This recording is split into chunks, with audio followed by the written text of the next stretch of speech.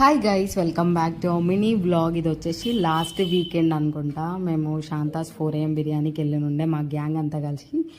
So అదనమాట. అంటే 2:30కి అట్లా స్టార్ట్ అయినాం ఇంట్లో నుంచి, బికాస్ మాకు చాలా లాంగ్ కాబట్టి 4 వరకు రీచ్ అయిపోయినాం అనమాట. చూడండి అక్కడ క్రౌడ్, అసలు వీకెండ్ కదా మస్తు క్రౌడ్ ఉండే.